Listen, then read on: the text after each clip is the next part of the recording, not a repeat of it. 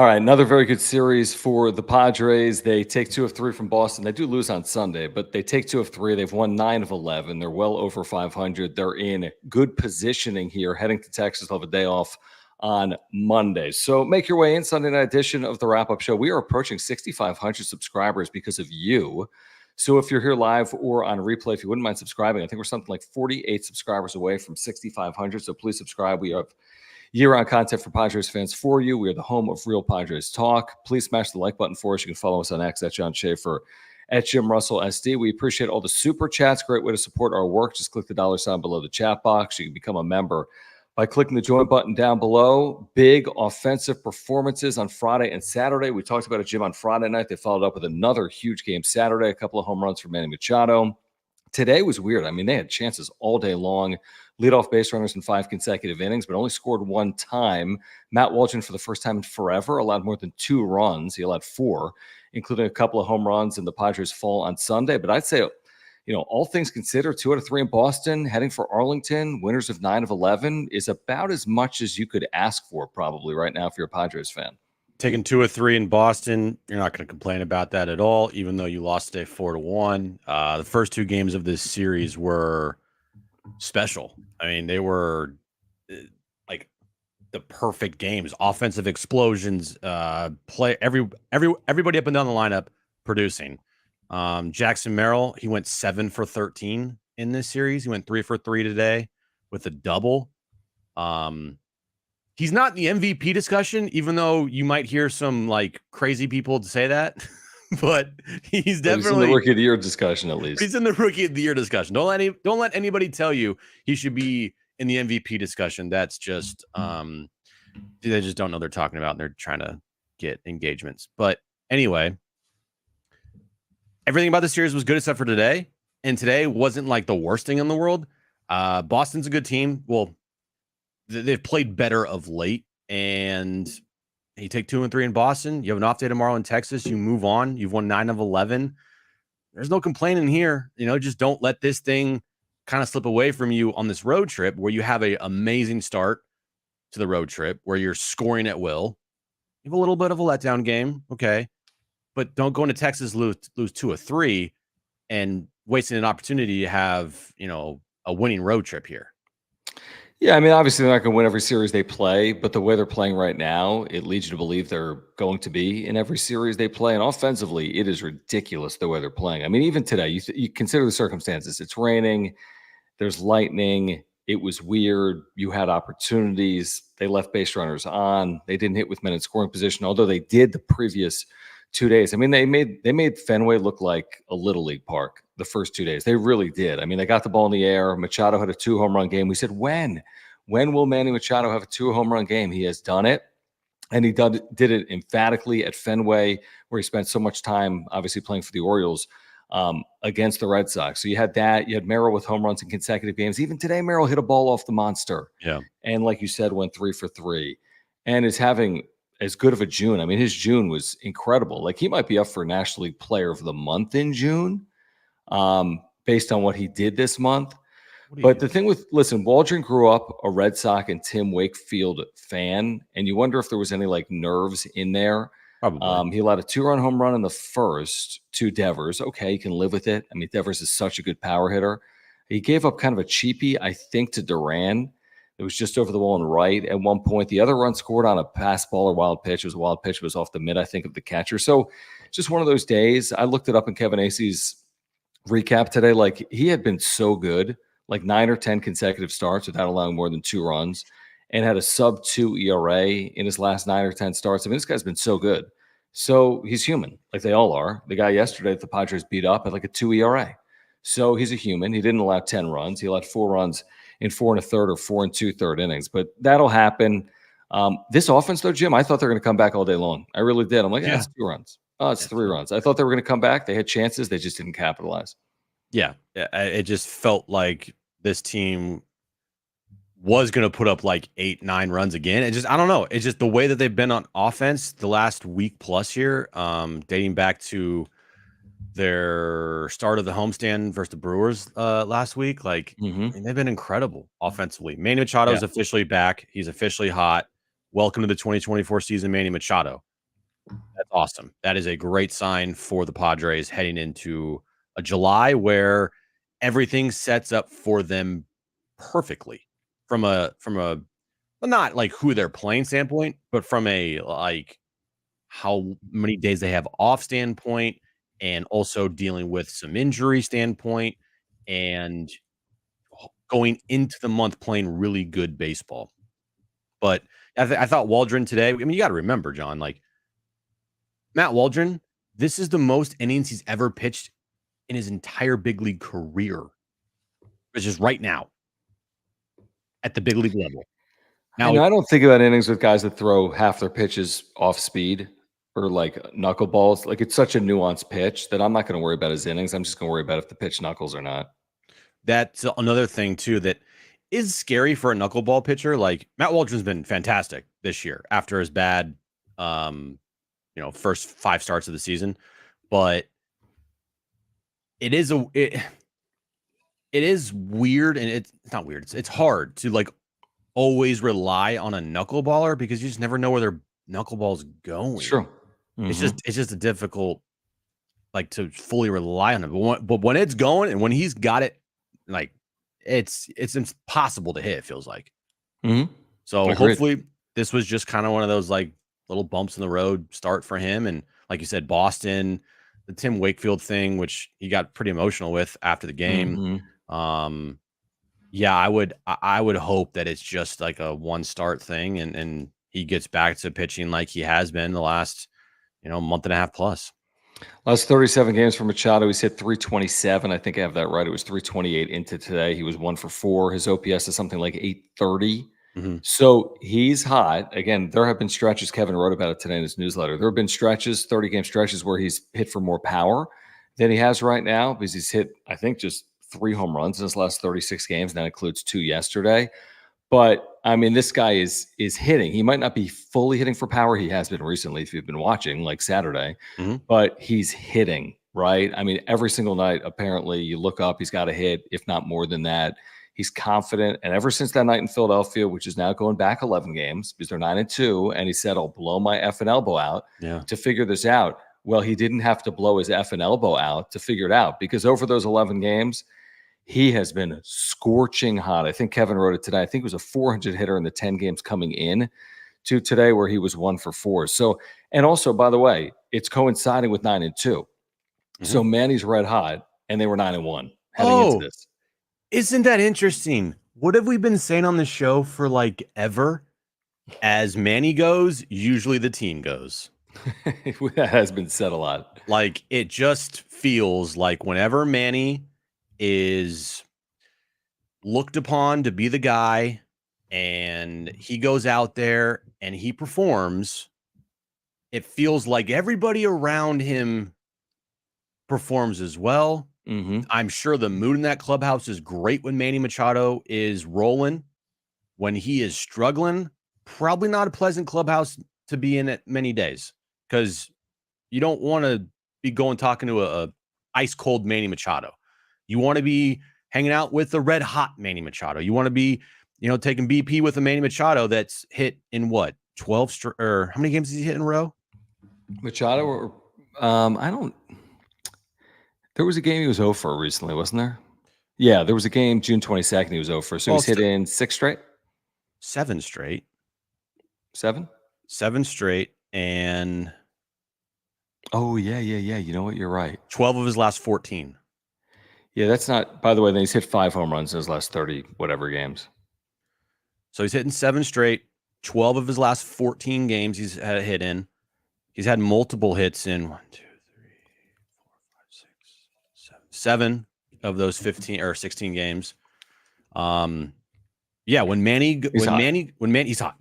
When Manny goes, this team goes. And this was a great time for Manny Machado to show up and get hot because of the injuries they've had with Tatis going down and with Bogarts going down.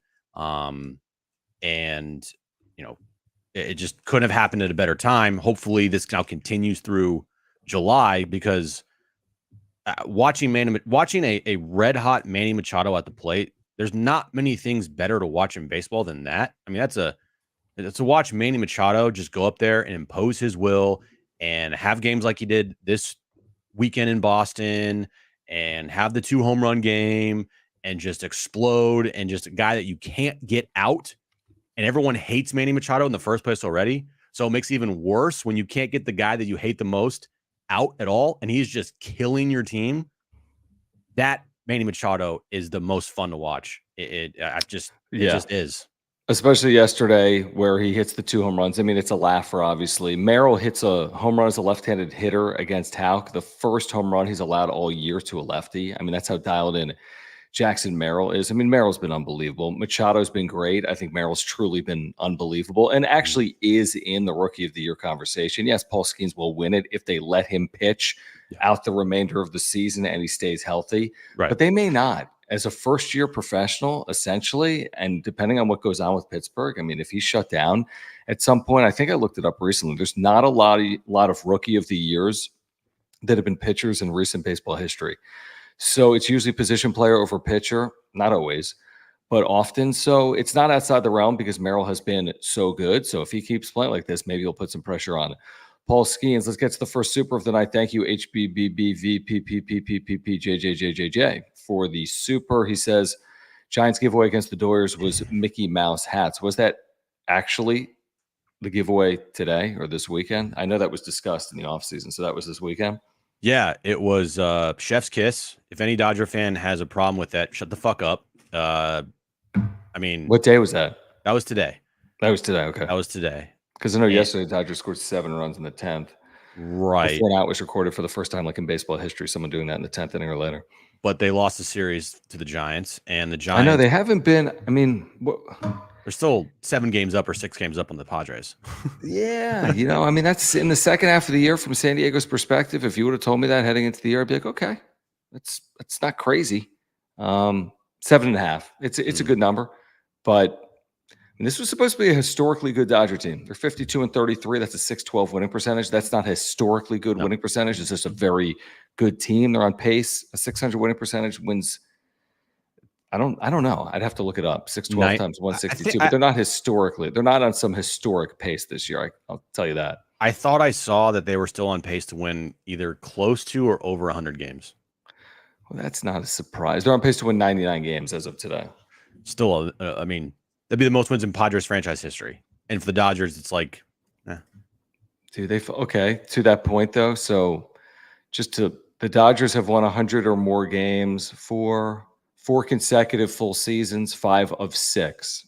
They've won 100 or more in 5 of the last 6 full seasons. So 99 by their standards, or even 100, is not some historic season. Now, it's going to be all predicated on the postseason. Do the Dodgers win? Do the Padres win? Do the Phillies win? Whatever happens in the postseason, this has become March Madness, this sport. I'm telling you, nobody cares if the Dodgers win 111 games if they lose in the postseason. And nobody cares if the Padres win 84 games if they win the World Series. No one cares. So it's all going to be predicated on the postseason. Now, from San Diego's perspective, you have to get there. From LA's perspective, you have to win the World Series. It's as simple as that. So that's what this is. Now, can the Padres still win this division? I'm not holding my breath. I'm not even thinking about that, honestly. Yeah, I'm not holding my breath on that. But we can talk about it if they win 9 of their next 11.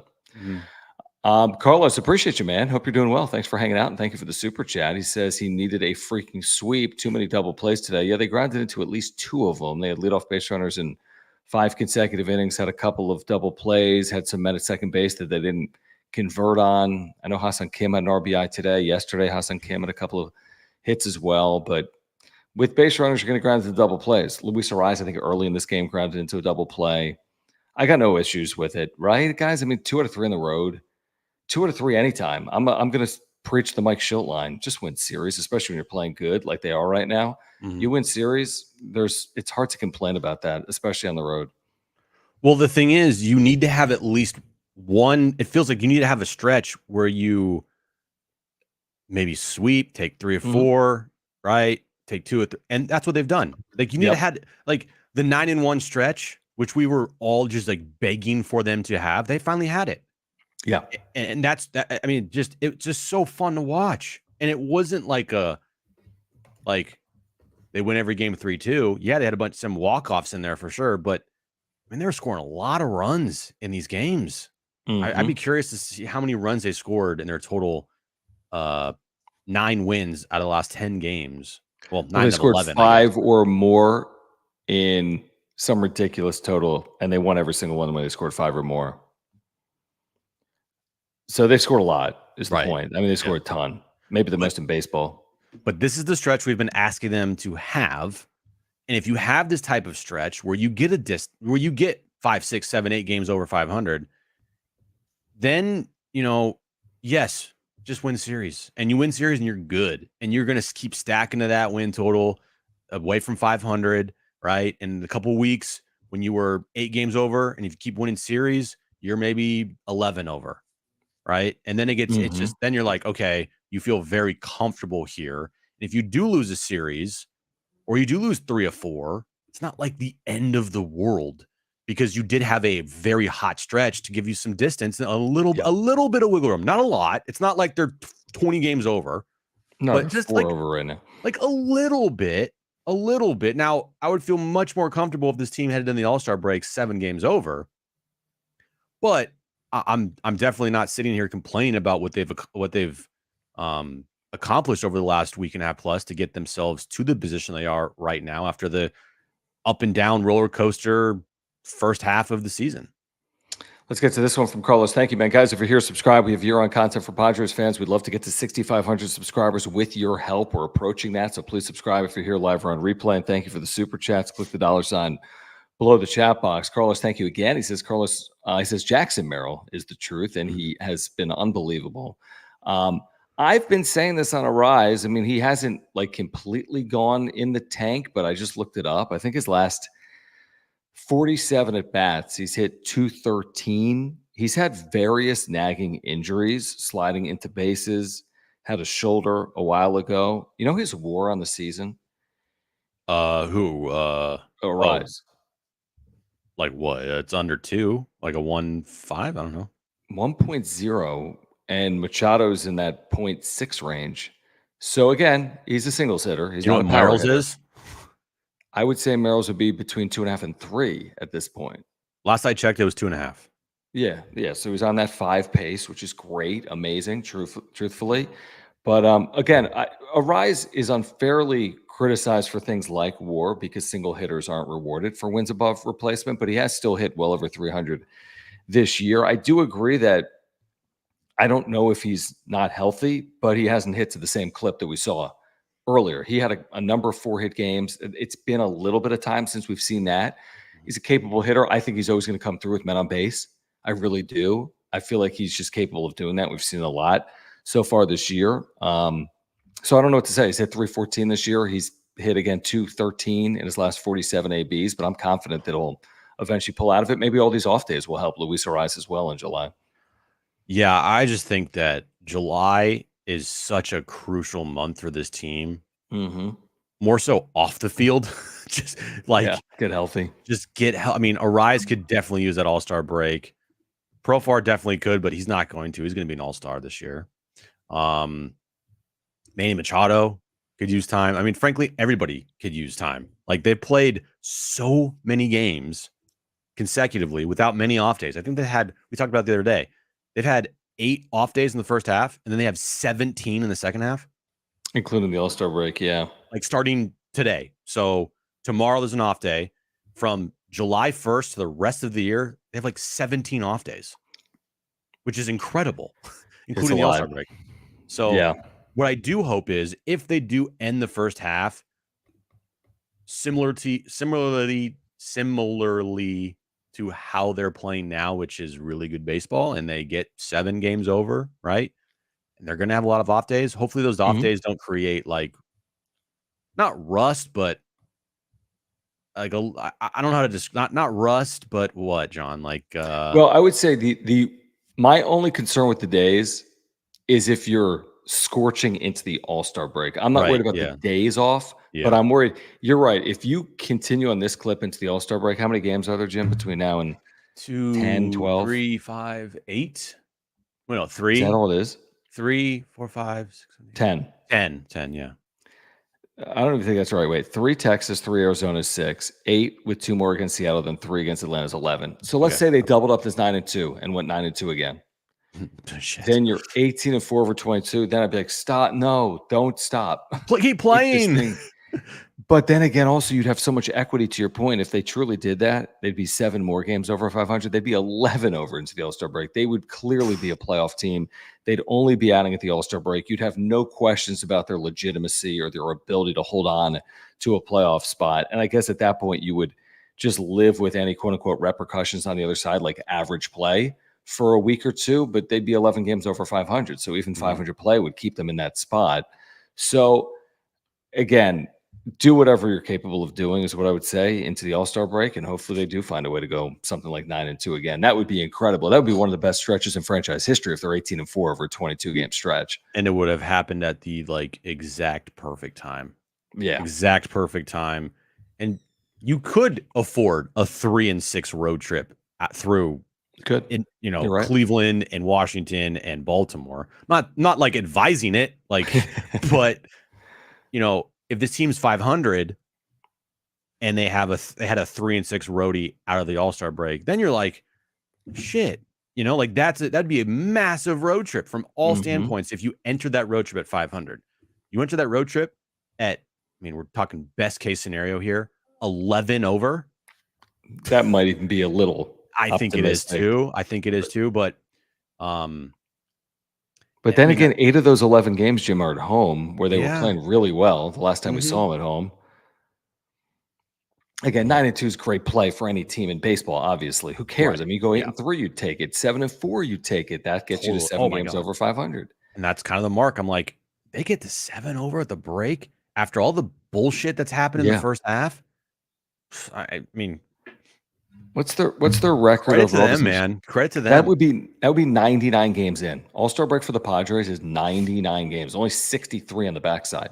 So, you have told your story. You've played many more than you will play once you get to the 99 played, 63 remaining. To your point, you get there 7 games or better above 500. You should really like your chances. Let's get back to this in a moment. We do want to thank our title sponsor on the wrap-up show, our buddy Mark Nimitz at Farmers Insurance. We can't do this without Mark. We can't do this without you guys. Everyone here live or on replay here tonight. He's a great insurance agent. How do we know it? We have insurance through him, homeowners and life insurance and earthquake insurance. And it's about more than just being an insurance agent. It's about great service and communication and saving you money. And he can do all of that for you. I had to file a claim a couple of years ago, and he saved us so much time and so much money. Truly dozens of hours and thousands of dollars is what Mark saved us. And he's a lifelong Padres fan, a native San Diegan. You can click the link in the description down below to get to his website. You see it on the screen, and he takes care of everything. Auto, home, renter's life. Just by switching, he could save you $750. He'll talk to you about the Padres. He'll talk to you about saving money. If you support the channel, support our title sponsor here on the wrap-up show since day one. That's Mark Nimitz at Farmers Insurance. All his information in the ticker down below there, mnimitz at farmersagent.com. When you reach out to our buddy Mark, let him know that John and Jim from the wrap-up show sent you. Let's get to some of these supers that have rolled in. We have some updates as well on Xander Bogaerts, Luis Campusano, and others as the Padres, again, win a series in Boston, lose today. They're 46-42. Interestingly, Boston actually has a better record than San Diego. It didn't seem like that this weekend. Boston's 5 games over. The Padres are 4 over. John, thank you. He says, let's give some love to Higgy for stepping up this month. He's been incredible. That being said, we're in a good spot with X, U, and Tatis coming back soon. LFGSD. Okay, there's a good segue. X is going to begin a rehab assignment, Jim, which is kind of incredible. This is from Kevin. Let's see. He's going to have a CT scan provided the healing has progressed sufficiently. Bogaerts is expected to begin a rehab assignment this week with the hope of returning before the All-Star break. That's the update on Xander Bogaerts. And we have said, hey, don't rush. Everything's fine. Yeah, we're good. But Kevin says CT scan is next. He's been hitting. He's been fielding. He's been throwing. If the CT scan looks good, he will begin a rehab this week with hopes of getting back before the All-Star game 2 weeks from now. It's wild. I don't know if you saw the picture after today's game ended.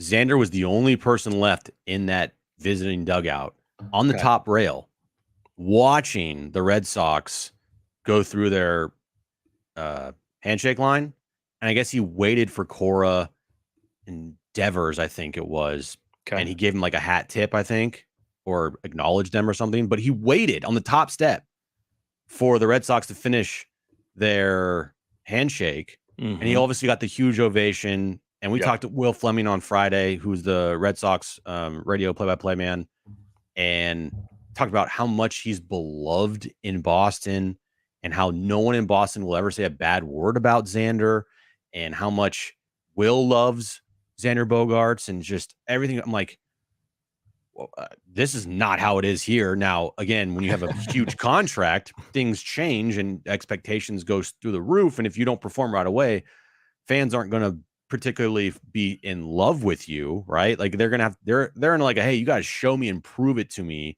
before I fall in love with you like you were in Boston. But it was just a weird thing to hear Will Fleming on Friday talk about Xander like that. And I'm like, it feels like the complete opposite here. People are like, hey, take as much time as you need. If this team still wins and Donovan Solano's producing, like, there's probably a lot of people out there that are thinking to themselves, Xander don't even come back because Xander wasn't doing anything in the first place when he was playing. Now he was getting hot before he got injured, or at least he was starting to heat up. But I don't know, man. When he gets back, doesn't it feel like he's going to have to play some really good baseball the remainder of the season? Oh man, I feel like there's a lot of like interesting circumstances playing out with Bogaerts. You're right, like probably in his own mind, what's happened since he's ended up here to coming off an injury that's going to change, by the way, his batting stance or swing, right? Because he's going to have to hold on to the bat with two hands, as Tatis dealt with earlier in his career because of his shoulder as well. I don't know what to expect, Jim. I mean, he wasn't doing anything before the injury. Am I expecting him to be better? I know. Do I think it's a clubhouse win because he is a leader? Yeah, maybe it is to get him back active. But again, this is a team that is fully rolling, even without like a Fernando Tatis Jr. But Tatis was performing and Bogaerts wasn't. So I'm like kind of scratching my head over it. I really don't know what to expect. I want to see him back. Nobody wants to see him out. I hope he can contribute in a meaningful way in the second half of the year. But I'll tell you this, I'm not thinking the second they activate this guy, all of a sudden he's going to carry a team because it's just – it's my last expectation. So hopefully, though, with time, and if this team does get to 7, 8, 9 over the next month, maybe they'll get him in a spot where he is a key contributor at some point down the stretch. That would be my hope. Get him healthy, get him to be a key contributor down the stretch where you feel good about him, hopefully heading into September, dare I say October.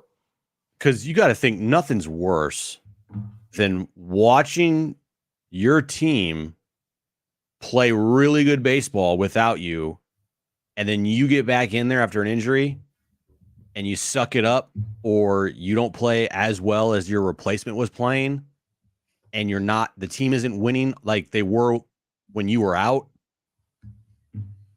Dude, that's a shitty, that must be a shitty, like, maybe I'm the problem type of thing, you know? Well, that's like Tatis doesn't have better replacements ever, but the team always plays really well without Tatis. It's not because of Bryce Johnson. But the team has repeatedly played well in the absence of Tatis over the last few years. 2022 is a good example, and these last 10 days have been an amazing example of that. Now, again, I'll take my chances with Tatis over up the 2022 team, truthfully, and over the last 10 days with Bryce Johnson. Baseball's a weird game like that. I mean, the Shohei Ohtani played a lot of games for the Angels. They didn't win. Same thing with Mike Trout. I mean, it's not as simplistic as that sometimes. And I think it's pretty easy to like, when Tatis missed the entire season, the team won 89 games. Who was the best player on that team? Manny Machado. Machado, yeah. Tatis absolutely. has been out for the last week or so. Who's been the best player or one of the best players on the team? Manny Machado. Interesting how that works when like Manny is the only guy in that lineup that is the superstar. Everyone looks to Manny, and everyone says Manny's the best player on this team. Manny's the guy. Manny's the man. Like it's just interesting how that works with Manny when he's the only guy in that lineup, not surrounded by Bogey or Tatis or Soto, and that's when he performs the best. Interesting, no doubt about it. By the way, there's an update on Luis Campusano, which is he will appear in rehab games this week with hopes of returning to the active roster when the team returns home on Friday. Now, again, Higashioka has been so brilliant that you got to think he's getting a majority of the time, at least in the near term when Campusano returns. But Campusano hopefully is impactful. We know his bat has played before at the major league level. I think you're taking him over Brett Sullivan, although Brett Sullivan homered his second career home run the other day. But I think you're taking Campy over Sullivan. So you've got that. Now, the Darvish update. Do we have a Darvish update? Because he was supposed to begin throwing again, right? So I'm wondering when we see you, Darvish. That's a big question for me. Are we going to see him? When are we going to see him? I don't know. Again, you have good question. Yeah, we have so many off days here that they'll figure it out, and they never like tell anybody anything. So it's like, oh, Darvish is back, Right. Campusano, he's now the backup catcher for this team. Yeah, exactly. Sorry, you lost your job because the other dude's been hitting home runs every game. Right. You're not Manny. You're not Fernando, and frankly, not Xander either. Like, you're the backup catcher. Dude, if Higashioka was the substitute for Bogarts, I'd be like, dude, chill. Because this guy's on such a heater that I have to play this guy. You ride Higgy until the wheels fall off. Just pray every second or third day he's hitting a home run for as long as that's possible. But you also have to make sure you don't drive him into the ground. True. And you do give him every day. You do give him some off days here, but yeah, you have to. If you play 7 games in a week, 5 of those days are Higgy days. Right now. I think so. But the thing is, they're never going to play more than 6 games in a week from here on out. All right, so 4 of the 6 are Higgies. 4 of the 6, and maybe some weeks, if he actually did continue this, then maybe he's getting 5. If he actually continued to hit like this.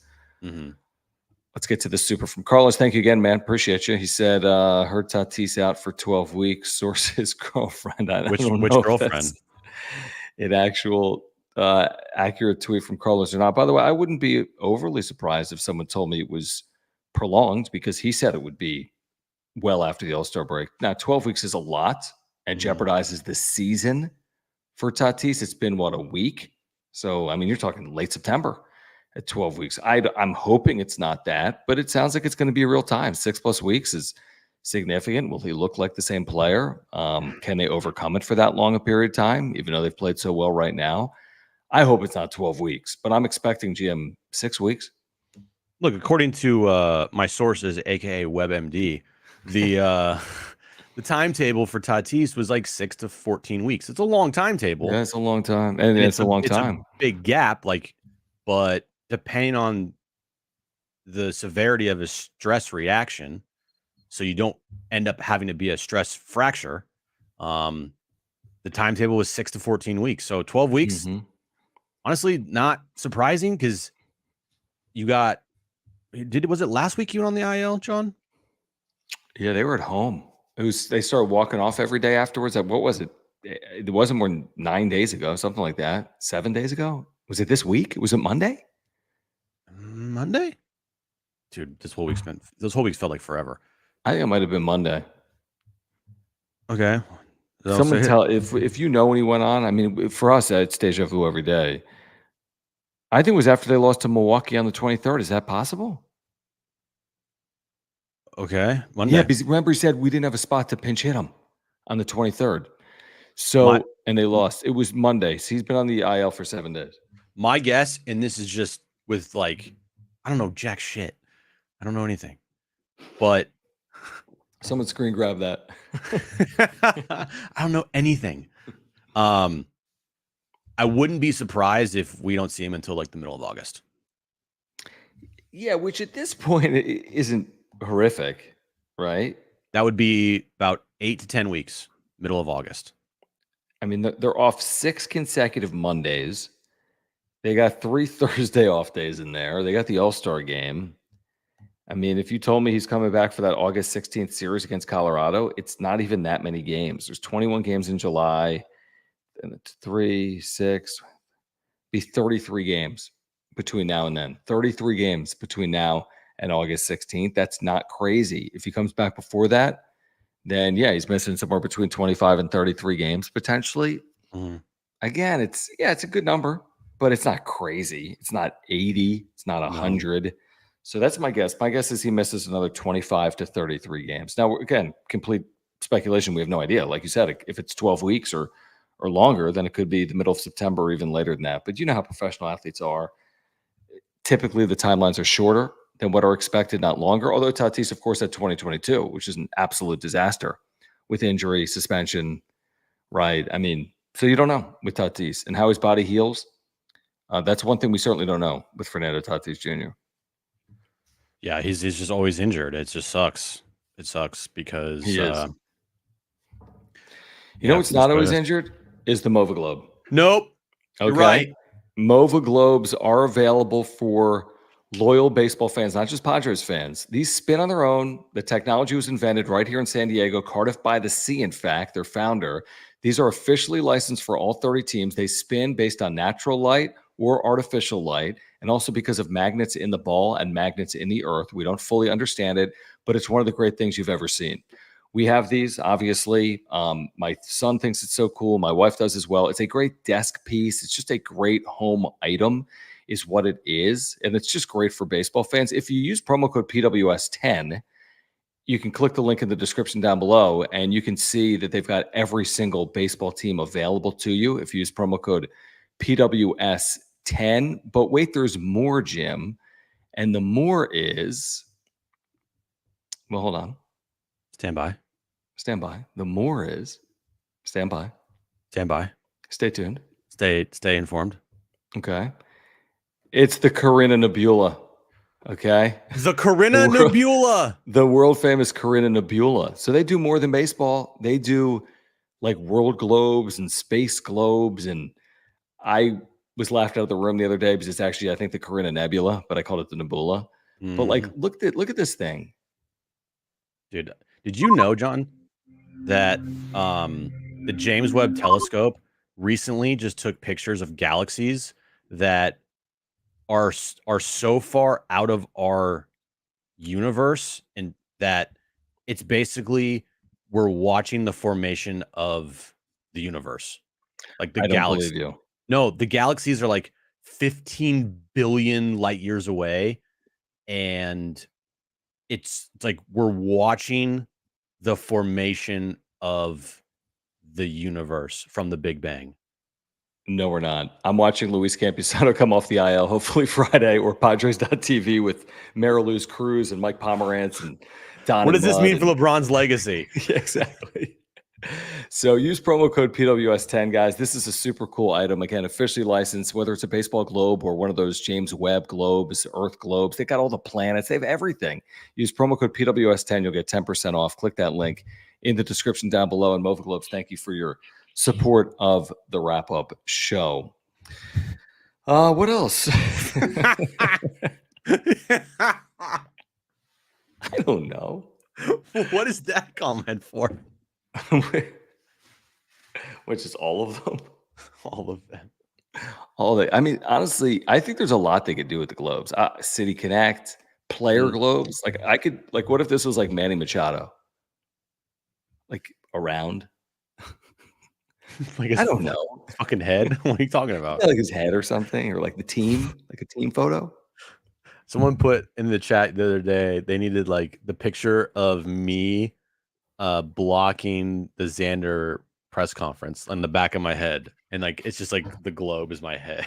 That'd be amazing. That'd be unbelievable. That would be unbelievable. I'd buy that in less than a second. Speaking of Moag Globes, because Michael works with Moag Globes and is in the chat. Michael, appreciate you hanging out. Thank you for the super. And he wants to talk some baseball here, not just Moag Globes. But he says a confident, impactful, homegrown rookie is huge for us. I feel like you're talking about Jackson Merrill, potentially. Not Bryce Johnson? Yeah, who's not homegrown. Who's not a rookie? Way, but, it's kind of crazy. The Merrill and the Red Sox story, and his mom's there. We talked about this Friday. He's hitting home runs tour, and amazing. He's unbelievable. I mean, what else can you say about Jackson Merrill? Like you said, today they lose 3 for 4 today. By the way, I said 3 for 3. It was 3 for 4. Whatever. I think it was 7. Would you say 7 for 13 in the series? I missed it at bat. Sorry. 7 for 14 in the series, whatever it is. I mean, he's been incredible, and there's no reason to think he's not going to keep doing it this year because 3 months is a long time. So what's another 3? And like for him, I bet Manny looks at him and goes, "Man, it must be nice to be 21. Just literally every day you're rolling Healthy, energetic. pure adrenaline every day, and you can keep it up.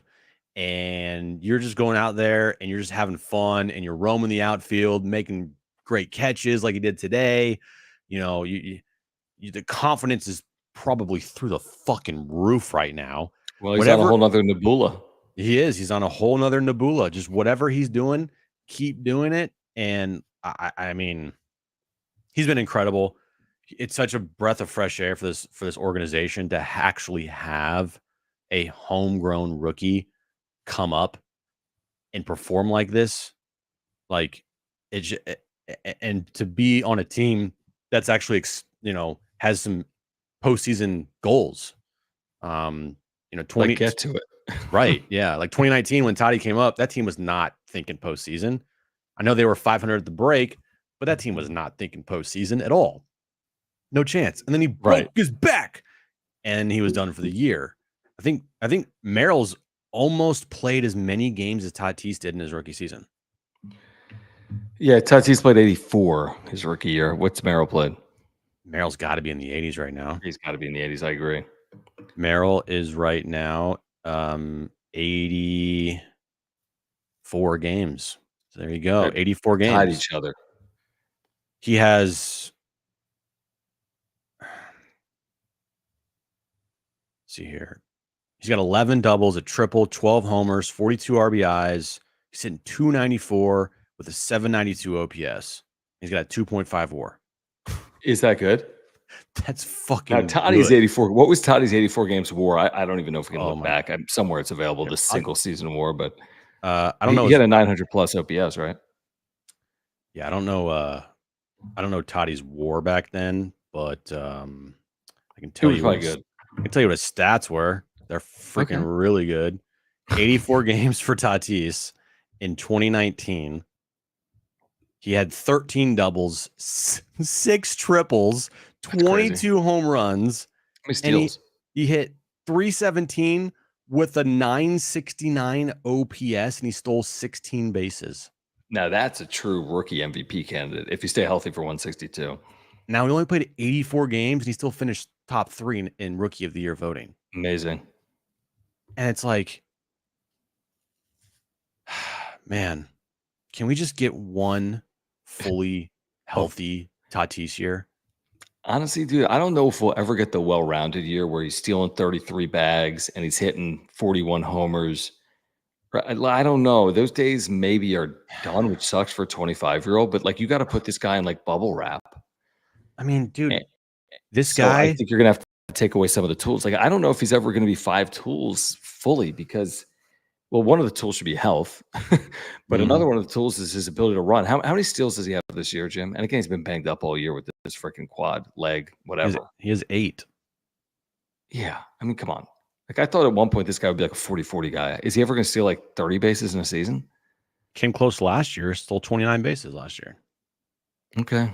But don't you feel like it's just like a ticking, like, he's just always injured. I mean, last year, Toddy, like, for his standards, it still wasn't like. It was blah. I mean, 30. But here's the thing, though. When I read you these stats, you're like, not bad. I mean, 33 doubles. Yeah. 33 doubles, 25 homers, 78 RBIs, 29 stoles. How many stoles? 29 He stole stoles. Nebula, didn't he? He stole Nebula. But, he hit 257 with a 322 on base and a 449 what was his slugging. I don't know his We don't know. But like, what was his OPS last year? 771. Give me a break. Come on. It was like big league average. But it's just so, it sucks for him because this is the narrative on Tatis, and he's got to have a big season again for that to kind of go away. But his first 3 years in the big leagues, he had a 969, a 937, and a 975 OPS.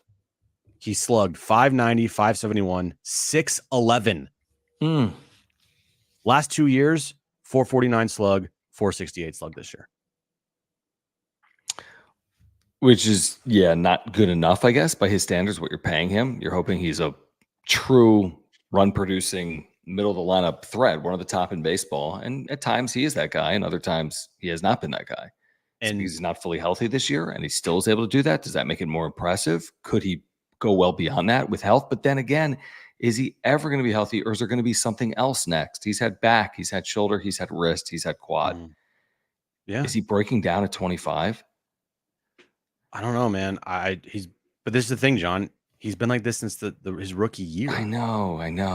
So it's not like he's in the minors. You can't say he's breaking down at 25 because he broke down at 17.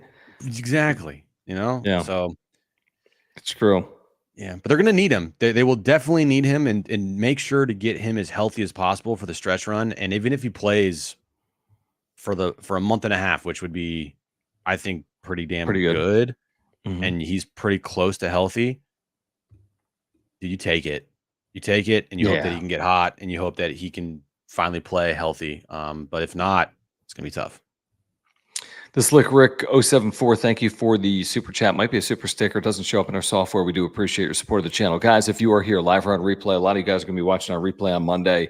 Please subscribe. We are approaching 6,500 subscribers with your help, which is an amazing accomplishment. Thank you, Padres fans, baseball fans, for doing that. So please subscribe. We have year-round content, the home of real Padres talk, as we always say. Also, thank you for the super chats and these super thanks if you're here on replay. Super chats, just click the dollar sign below the chat box like Mauricio just did. And thank you, Mauricio, for the super. He says, interesting discussion on the Manny Tatis superstar competition and team performance. Aren't they best friends, bros, too? I don't think so. No. Nor does Jim. Now, it's an interesting conversation about how Manny goes about his career, or like how Manny's career is played out to Tatis. Tatis is a shooting star. Like when he's on the field, it's usually an ascent by and large, if you looked at his career. Manny's had a roller coaster, but plays. Tatis, when he does play, has historically good numbers. If you looked at his numbers through games played in his career, they're basically historically good from Fernando Tatis Jr. But the fear with me for Tatis is we're going to look at his career when he's 35 and be like, man, what if? Which is the worst thing to say about an athlete. The thing with Manny, the one thing we might say is like, he was a great player, but did he ever win as a team? Was he ever like that team guy to lead a team to a World Series? We don't know the answer to that right now. But no, I think if you hear Tatis talk about guys like Jackson Merrill and others, it feels like his relationship with some of his teammates is actually a lot better than it is with Manny Machado. That's my speculation. I think you agree. I just think that Toddy can relate better with Jackson Merrill. They're closer in age. I just think that alone is enough to relate more to a guy. Yeah, position. They're both in the outfield. They spend time next to each other now. And I think it just feels like Manny, he just wants to be the guy, and he doesn't want anybody to take away his, like, I don't know, shine or whatever. It just feels like Manny is like, everybody should be talking about me. I'm the man. I'm the best player on this team. I'm the $350 million player. I'm the guy that leads this team. I'm the captain. And when he goes out there and he performs, or he goes out there and there's no one else around him, it does kind of feel weird how he performs when those things happen. Like when he does not have Tatis or Bogarts or Soto around him, and then he goes and has an MVP year in 2022. And then this year, in the last couple of weeks, he has been the guy. He's been the man. It's interesting, but I don't even think they're like. I think they're obviously like clubhouse cordial and friends in the clubhouse. And yeah, everything. I think they're definitely friendly. I just don't know if they are the closest of friends. And I don't think he's being like, "Hey, you want to go to dinner tonight?" Like, I just don't think that's the case. I mean, I'm sure they have done dinner over the years. I would hope over 6 years. I mean, they've just them two. But again, I would have to think they have, Jim. I'm serious. You think he's freaking Machado's got this Coronado homie? Hasn't that Tatis over? Just Tatis in 6 years? Come on. Over under 1.5 times. Yeah, I don't know. I really don't. I don't know, but I don't. I don't think they dislike each other. I just don't know if they. The thing that happened in St. Louis, where they then spoke to the media like it happens, like brothers fight type thing. I haven't really felt the brotherly love afterwards. Like if brothers fight, why has it felt only kind of cordial? Is there any moment tell me if I'm missing something. Is there any moment since the fight in St. Louis or whatever, the spat? I don't want to call it a fight because it really wasn't, but it was a fight. It was an argument He that pushed played him. out. Has there been any moment that has been like, wow, what an incredible display by those two and those two alone to show you what type of unique and special relationship they have? Am I missing something? Is there something that has played out with those two alone that would lead you to believe that their relationship is like beyond break No. or forged or bonded together? I don't sense it. Now, we're not in the clubhouse every day. So, but we know people that are, and I don't think that the common thought is that these guys are the best of friends. Now, their lockers are next to each other at home. Was Toddy invited to Hosmer's wedding? I think so, definitely. Was he there? Yeah, because he had him on his podcast. You don't have that dude in your podcast and not invite him to your wedding. I'm just asking a question. I don't remember. I'm pretty sure. I kind of remember. I know Manny was Manny was Hosmer's best man. Is that right? Or he was in the wedding party. I don't know if he's the best man, but he was in the wedding party. I know that. Yeah, Anyway. and okay, yeah. I mean, they have handshakes, but he's got Tatis has a handshake with Tyler Wade. Yeah, Tyler Wade's that's not being part like, of the hey, gig. Toddy, That's called Major League Baseball. Yeah, I mean, it's fine. They're cordial and they're friendly in the clubhouse. And when they're winning, everybody likes each other. There's nobody that doesn't like each. Maybe they might have like some eye roll moments, but like now again, outside of the locker room of the clubhouse, like I don't think they're hanging out. I don't know, but I will say this: one thing we should like reference, but their lockers are next to each other. True. They're not separated. They are next to it. Now, maybe that's for look, but I mean, they truly sit next to each other every day at 1:14 in the afternoon, and then at 2:52 and 3:59. I mean, think about that. There's a lot of time that you're going to be in there, and they're next to each other a lot for whatever that's worth. Doesn't mean they're the best of friends, but it's not like they're on opposite sides of the clubhouse. But you know who, and you've heard it, like the guy that Tatis has been gravitating towards the most has been Luis Arraez. Yeah, well, because he wants to probably be Luis Arraez with his like bat to ball ability. And also, I mean, Jerkson Profar and Jackson Merrill. Like those. He loves Profar, obviously. Loves Profar, loves Jackson Merrill. That feels like a click. Like a click of Toddy, Profar, Jackson Merrill, and Luis Arraez. Mm-hmm. Maybe Manny's in it too. I don't know. But like I can tell, like those are the four guys that are pretty much all bros. Those guys are bros in that clubhouse. Yeah, Manny's just, I don't know. He's unique to himself, I feel like. Manny's just Manny. It's Manny. I think he's unique. If you've watched him the 6 years in the Padres uniform, he's unlike other players that have been here before. He's just unique. I think he's a unique player. All right, we do want to remind you about our partner here on the Wrap-Up Show, Underdog Fantasy. They've got a special offer for you right now. If you use promo code PADSWRAP, that's PADSWRAP, you're getting a 50% deposit match up to $250 plus a free special pick. It is the best and easiest place to play fantasy sports. You can click the link in the description down below. Remember to use promo code PADSWRAP. You can play pick'ems across all sports, Major League Baseball, WNBA, college football, NFL coming back, obviously, within the next couple of months. You can play across sports. You can play just one game, Padres Rangers on Tuesday. Before you play the pick'em, simple higher or lower contesting. Use promo code PADSWRAP. Take advantage of that first-time deposit offer up to $250. Plus, you're getting a free special pick. If you haven't played, you need to. Do it today. Click that link down below. Use promo code PADSWRAP, and you can win money like Jim Russell has been winning. And like John Schaefer's been winning. Even though he I don't win as much as Jim. Yeah, I win $20. Yeah. Down, scan the QR code right there, above me right there. Say there, whatever. Are you talking? I don't know, dude. Never mind. I think I'm drunk. Did you drink? Scan the QR code. Download the Underdog Fantasy app. Use promo code PADSWRAP when you download Underdog Fantasy, and you are underway. Tuesday in Arlington, TBD Nathan Eovaldi. Who's TBD for the Padres? Why would they be TBD? That's what the app shows. Well, you have potentially Yu Darvish. Randy Vasquez took the ball off his arm. When was that? That was Friday night. Okay, so it's not him. But you have potentially Darvish. Is he throwing a bullpen? You also are dealing with a situation where they might change some things up because of the off day. Yeah, you could go with a 4-man rotation. I don't know. I don't know what Schulte's going to do. Whatever Schulte does is going to be right. I know that. Oh, wow! Fighting words from Tyler M. When is Jim giving Schulte credit? Schulte deserve any credit here? I've said this, and we've both said it. We both don't have really much any problem with his managing style and what he has done on the field, in between the lines, how he calls games, how he manages games, how he manages his bullpen, a few here and there.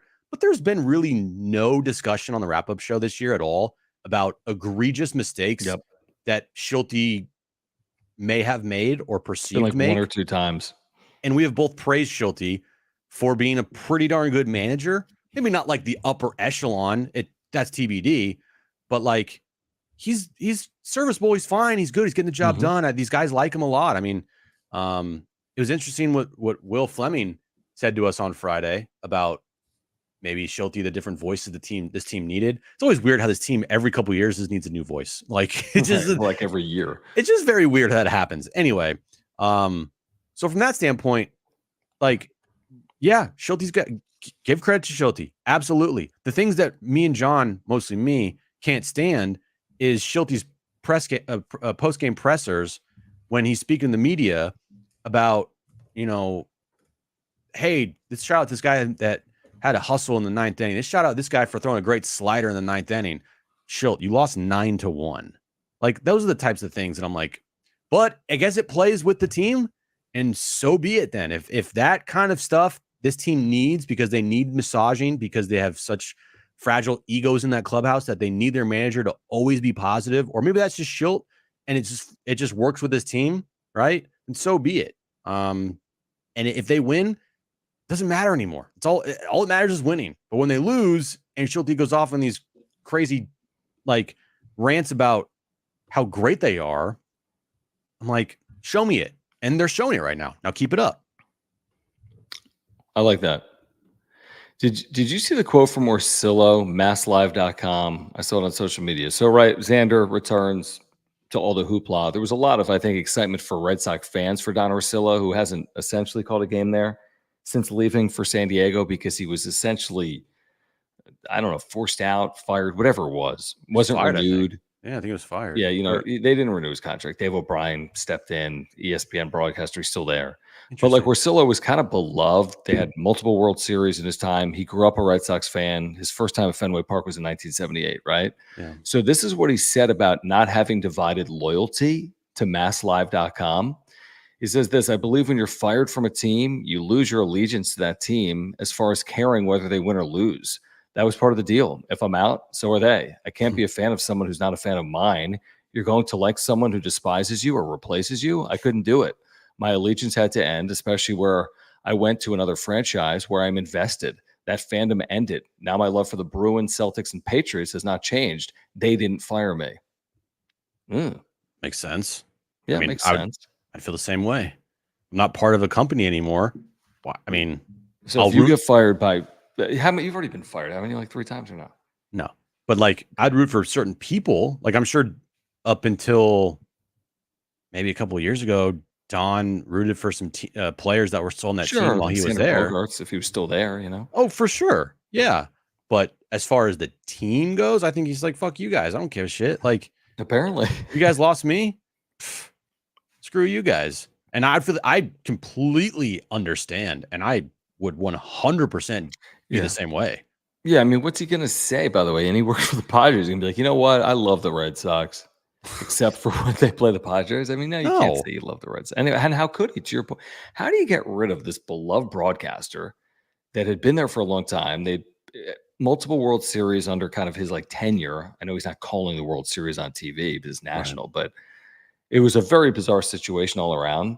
So thankfully he landed in a spot like San Diego, where he's become beloved here. That's not easy to do. Be beloved in two different, like, think about that, two different markets, two different cities, and you're going to go down with a legacy in both of them. I think Red Sox fans absolutely adore him. I think Padres fans absolutely adore Don Orsillo. Like, there's not a lot of guys that have done that. There are, but there's not a ton of guys. So that's pretty unique for Orsillo. Yeah, I mean, it's a pretty good How old legacy is to he? have. You're beloved by two different fan bases. Like, it's pretty. That's pretty good. He was born in 68. I'm just looking up his age. He's going to turn 56 in December. He's young. I mean, he could be the Dude, voice of the 20 Padres another 15, 20 years, truthfully. Totally. Easily, yeah. Which is crazy. Mm-hmm. Which is crazy. All right. I think that's going to do it for tonight. We're an hour in. You can join us tomorrow on San Diego Sports 760, free iHeartRadio app. Find John and Jim on YouTube. We've got a channel for our radio show. 3 to 6 in the afternoon. We'll break down this weekend against the Red Sox. We'll look ahead to this upcoming week in Arlington against the Texas Rangers. Updates on all these players that have been out: Yu Darvish, Fernando Tatis Jr., Luis Campusano, whomever else, Sander Bogarts, if I didn't mention them, and others. So join us tomorrow at 3 p.m. And then, of course, we'll be with you Tuesday night for the next wrap-up show. That's because the Padres don't play on Monday. So we'll have a wrap-up show for you on Tuesday as well. We're pushing 6,500 subscribers, folks, with your help. We're getting closer by the day. So please subscribe. I don't know what we really have for you, but please subscribe. We have year-round content for Padres fans. That's what we have for you. We don't know what we have for you, but subscribe. But I mean, we have content for Padres fans year-round, and we are the home of real Padre talk. That is the reason to subscribe, and because you like us. So subscribe, smash the like button, follow us on X at John Schaefer, at Jim Russell SD, or you hate us. Subscribe if you watch us. Mostly hate me. Thank you for the super thanks as well. And we appreciate your support of our partners, Mark Nimitz at Farmers Insurance, Moag Globes. Again, use promo code PWS10, PWS10 for 10% off, and Underdog Fantasy. Use promo code PADSWRAP. That's PADSWRAP. You can click the link in the description down below or scan that QR code. Pretty cool, Tyler. Oh, Profar. Vote. Tolerate. Exactly. There you exactly. Go. Yep. Yes, vote. Vote. Cool. Vote. All right. For Jim, I'm John. We'll see you guys tomorrow on the radio at 3 p.m. And appreciate it.